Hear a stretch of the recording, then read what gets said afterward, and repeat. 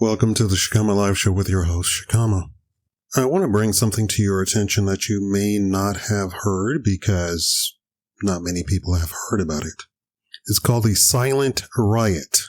Even the people participating do not know what it is about.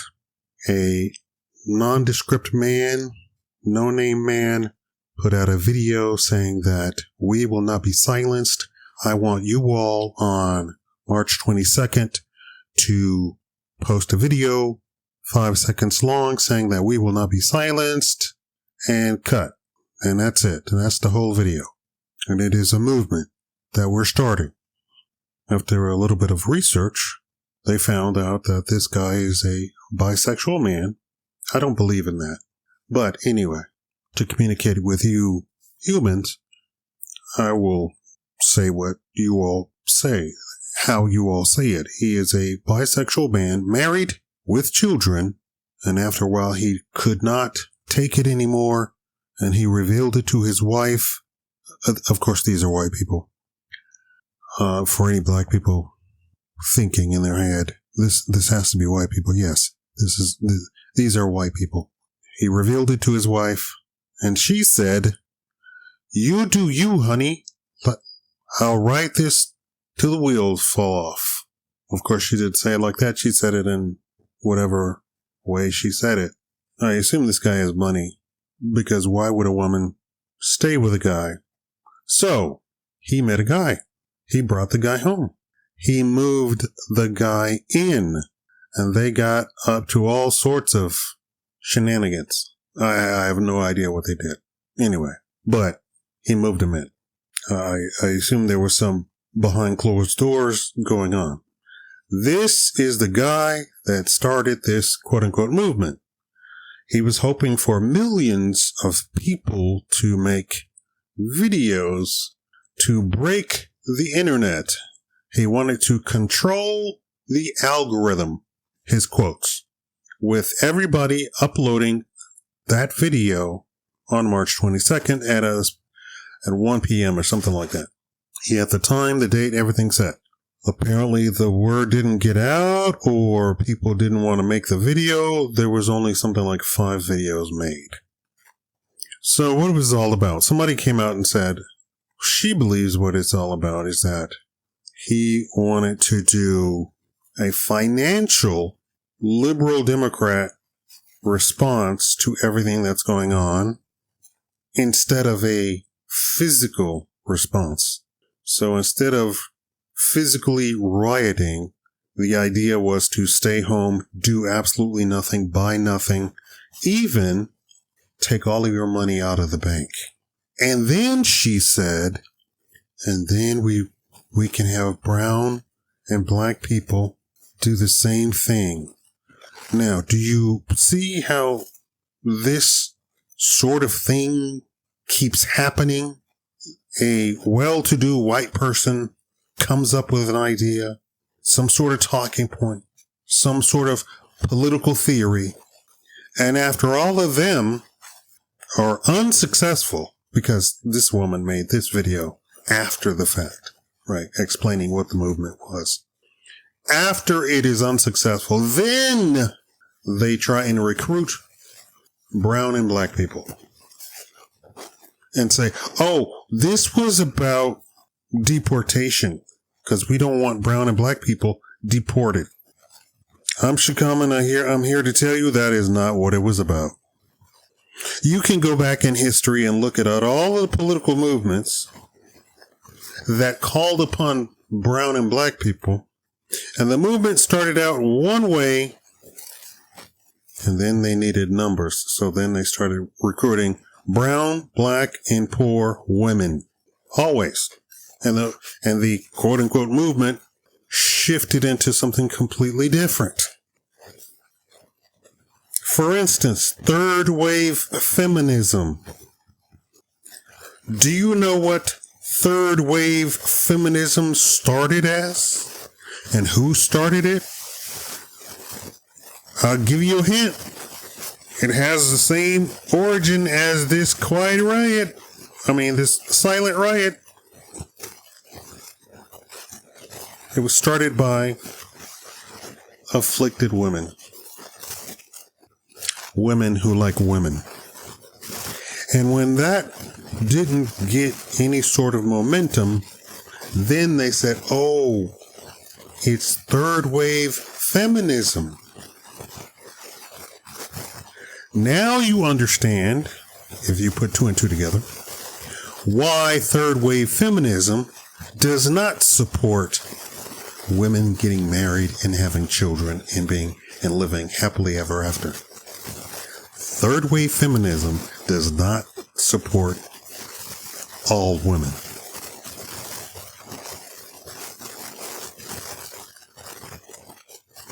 Also, third wave feminism completely supports trans women.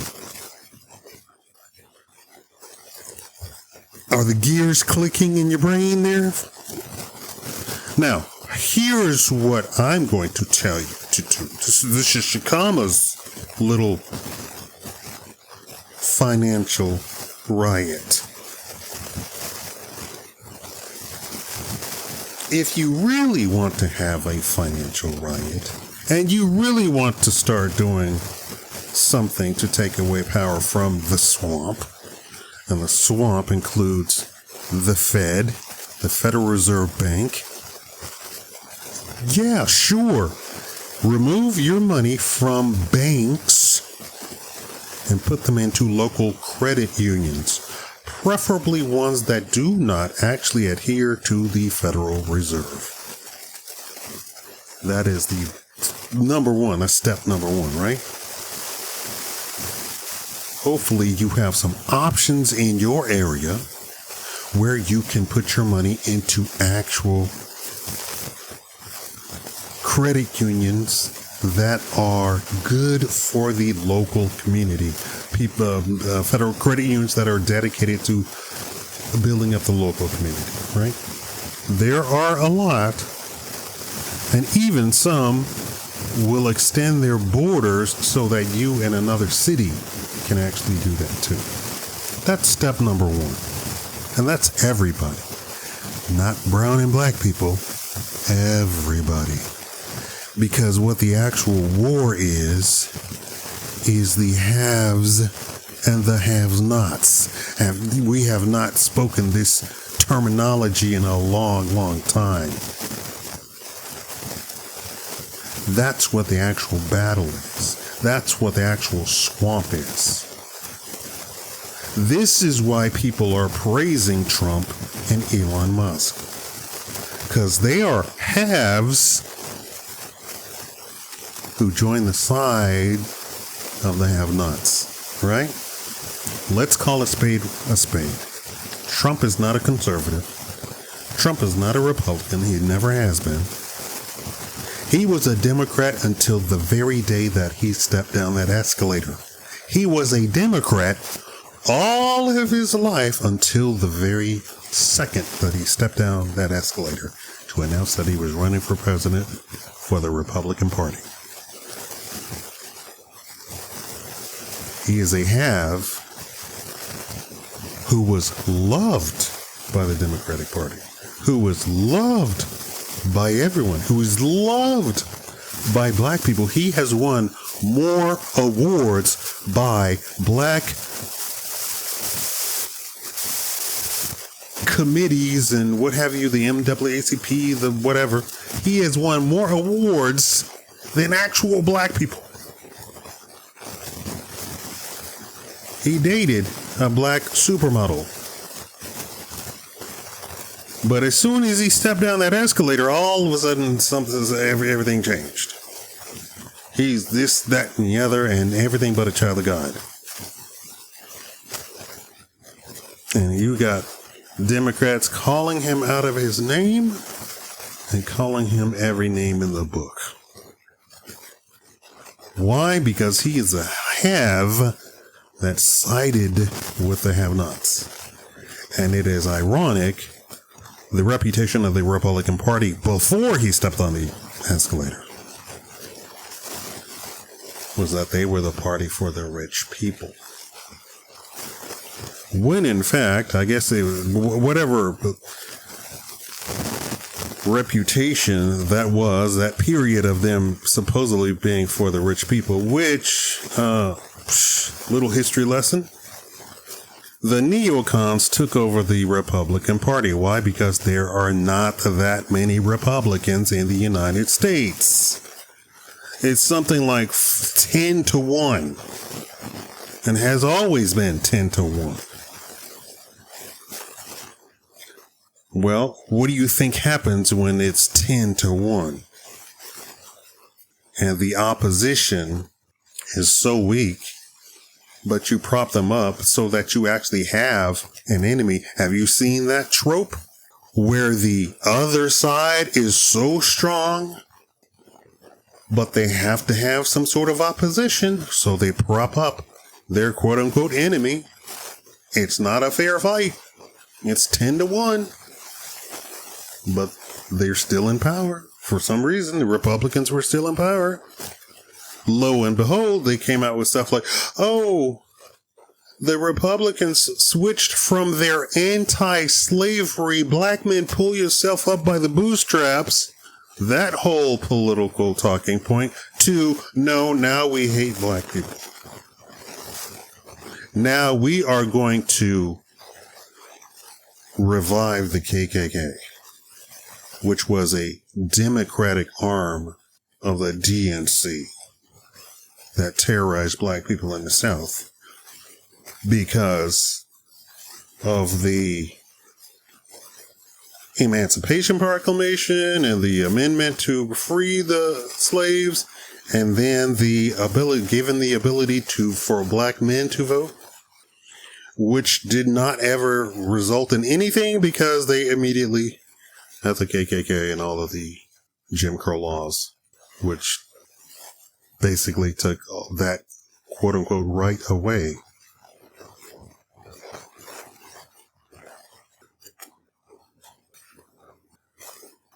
But what actually happened was the Democratic Party, 10 to 1, remember, had some of them switch sides and take control of the Republican Party. You have very few Republicans, quote unquote Republicans, who are actually conservative, right?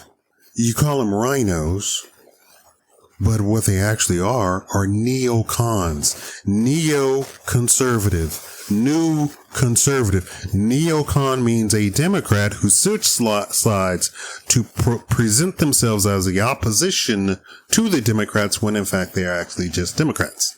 See how that works? When it's 10 to 1, you can run 50, you can split 50% of your party and still destroy the Republican Party. And that's what they did.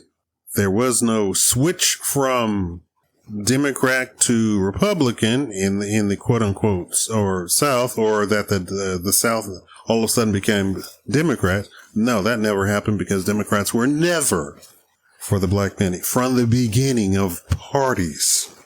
Never. But through all sorts of shenanigans and the short-sightedness, and you can have all sorts of money if you get rid of your black husband. So black people went from 95% two-parent household, everybody's working together, and we live in communities where we can leave our front door open, all the way to what we have today. And them praising single moms. That should be criminal. With all of the evidence, that should be criminal. It should be a felony. You should be thrown in jail. Why? Because your children are going to be thrown in jail. They should search for somebody in the family who's logical, who can take care of the kids. Anybody else but the mom. The women calling themselves mothers today are not the women who were mothers in the 50s. Totally different beast. They're not nurturing. They're not caring. We have nothing but the internet to tell us, because they come out and tell you. What about the lady dancing on TikTok next to her child that's on his deathbed? Baby. Oh, my child has respiratory dysfunction. Let me dance on TikTok. right next to his bed. So step number one, I said, sure, pull your money out of banks, put them in credit unions, right? Have a complete boycott of public transportation, including Uber and all that sort of stuff. If you work somewhere where there's a lot of people, try and carpool. Remember that? I know that's old, and some cities have actual carpool lanes, and police try and abuse you in those lanes. If a policeman does something that is illegal, don't just throw your hands up and says, oh, well, number 3, you need to start suing police. And getting the people, the police who are corrupt and horrible and all that sort of stuff, who are abusing their authority and power, get them off of the force. We want a police force that is completely above board. By the law, all the T's crossed, all the I's dotted. That's what we expect from our police force. There should be absolutely no reason why there should be a military branch of the police force, i.e. SWAT team, that is completely geared up. And the reason that you have that is that you have Democratic mayors who say, quote unquote, people should not be armed in my city. And so when they say that, that means all of the law-abiding citizens don't have arms so that criminals have all the weapons. And then when they encounter a law-abiding citizen who actually has a weapon, then they escalate it to get automatic weapons, military-grade weapons. They start getting in on the international weapons trade market. So then, when police then come up and encounter that, they then have to make a SWAT team that is completely military-grade with tanks, extreme body armor, and extreme automatic weapons. And these guys are not Rhodes Scholars. They don't have PhDs. They have GEDs. All of that firepower and GEDs without the ability to actually reason, think, and abide by the law themselves, or even know the law themselves. And they do stuff like go into people's houses that they got the wrong address to and blow them away. They don't want to hear anything. They don't want to hear anything because they have a GED. That right there, you should elect a mayor in your city that requires a college degree to be a police officer. Point blank. If the person has the firepower to destroy a city block by themselves, they should have at least a criminal justice degree with a minor in psychology. Maybe a double minor in history, so that they know what is going on at a glance. Also, if they're at the wrong address, they should back away. They don't have the authority to be there. They have no probable cause to even be there. They're at the wrong address completely. You're not kicking in the door and blasting everybody in the house away. Children, dogs, woman in her bathtub. No. 3, require policemen to have actual college degrees. If they have firepower that can blow away a city block, they need to have a college degree. They are not average people. They don't need to be average people. Number 4, if you're going to boycott. Black people tried to boycott. And then they sent us the Marxist call Reverend Dr. Martin Luther King Jr. to stop the boycotts. Dun, dun, dun. Oh, he's such a hero. No, he's not. He stopped the boycotts. That was his purpose. And it wasn't just boycotts in one city. He made the national tour to go stop the boycotts everywhere because it was destroying the financial of the cities back in the day. Black people have that much power just by boycotting, not taking the bus, just by not taking the bus. brought the city to its knees. I know you don't learn this in Black History Month because they're not going to teach you Black history. They're going to teach you Martin Luther King was just so great. He was amazing. Rosa Parks, another Marxist, she was fantastic. It was all staged. It was all a hoax. If it had happened in 2025, people would have been like, oh, that's a fake video. How I know it's a fake video? Because we got video of them going to the Marxist rallies, to the Marxist education, both of them. But you have been taught who to worship, who to praise. By who? By the very people that has done everything bad to you from the beginning of the country. Yes, that's right. That's the Democratic Party. And then you got Hoover coming after him. And now it's coming out who actually shot him, who actually assassinated him. Because Trump has redacted all of that information. What? But Trump is a super racist. He shouldn't be praised for anything for black people. You do hear about Harvard getting $400 million cut off from the federal government. You need to pause and be all like, hold up. Why does Harvard get $400 million from taxpayers? Why am I paying $400 million to Harvard, Yale, Brown, Ivy League? And they lowered their standards to the point where they need remedial math at Harvard to teach who? To teach black men? No, black men don't get into Harvard. Unless you're, what's the guy in Fresh Prince? Carlton? Unless you're Carlton, you're not, and you're a black man, you're not getting into Harvard. So who's taking remedial math at Harvard? The illegal immigrants. Of course. No, you don't have to have a 5.0 to get into Harvard if you're an illegal immigrant. If you're going to boycott. Do a real boycott to the point where it brings your city to its knees. And don't say, oh, you shouldn't do that. Of course, yes, you should do that. And you need to recall these mayors who are sitting here doing this stuff against you. They're not doing anything for you. They're doing stuff against you. I know the Democrats want you to think, oh, it's just so hard. No, it's not so hard. Trump is dismantling the federal Department of Education, not your local Department of Education, the federal Department of Education agency. Guess who else wanted to do that but said he couldn't? Ronald Reagan.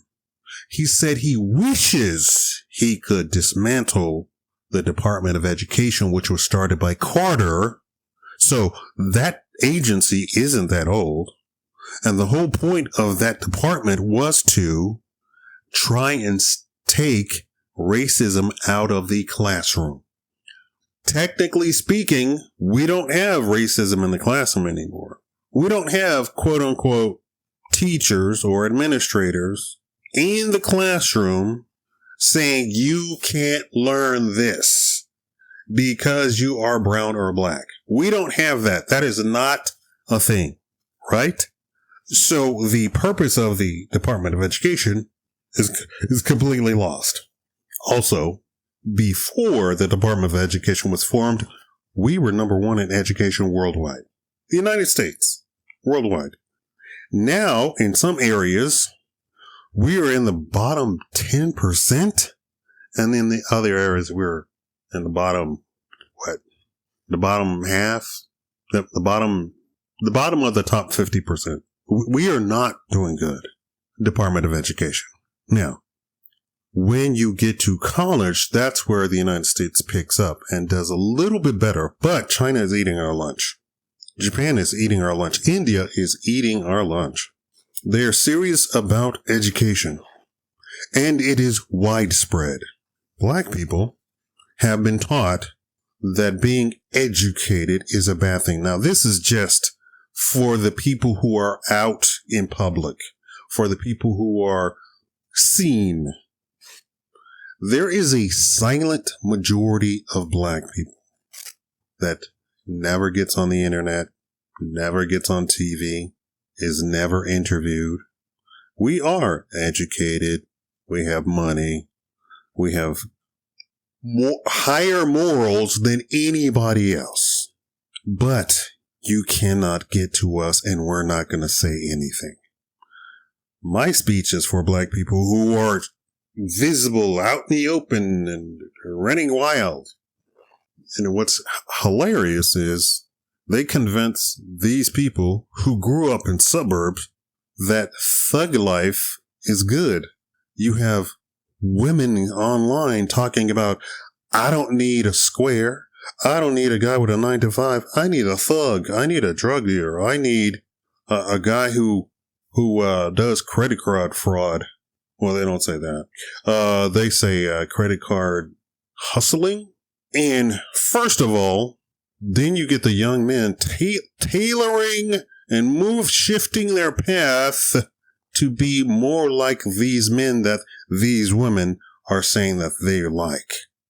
These are the men that are fathering their children. Well, not fathering in the actual way of fathering, but who impregnate them, right? And young men are trying to tailor themselves and say, see, I'm a thug. I do drive-bys. I sell drugs on the street corner. I make fast money. I'm a hustler. Never do these men from the suburbs, who are apparently easily influenced because they have single moms for some reason. I don't know how that worked out, but that tells you that single moms or women are hired more than men. So we have a woman who's hired so much that she is able to acquire a house in the suburbs. Or maybe she's living on Section 8 in the suburbs. I don't know how that happens. But anyway, these men never stop and say, oh, you are a woman who likes thugs. I don't want to have anything to do with you. Never does that enter their mind. And not that I'm going to get into too deeply here.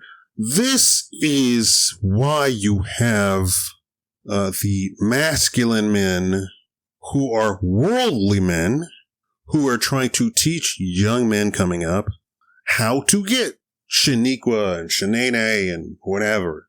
And I even just saw a video.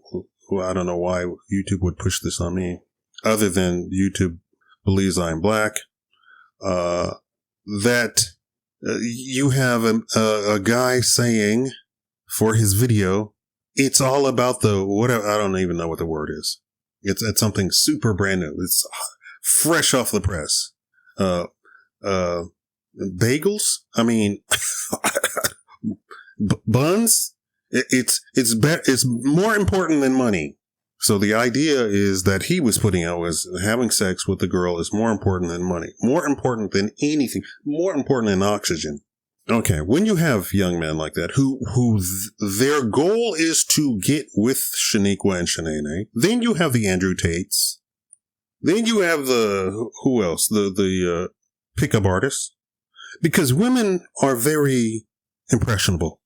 They're not formed because of the situation of being raised by a single mother. They don't have strong, steadfast, logical standpoints.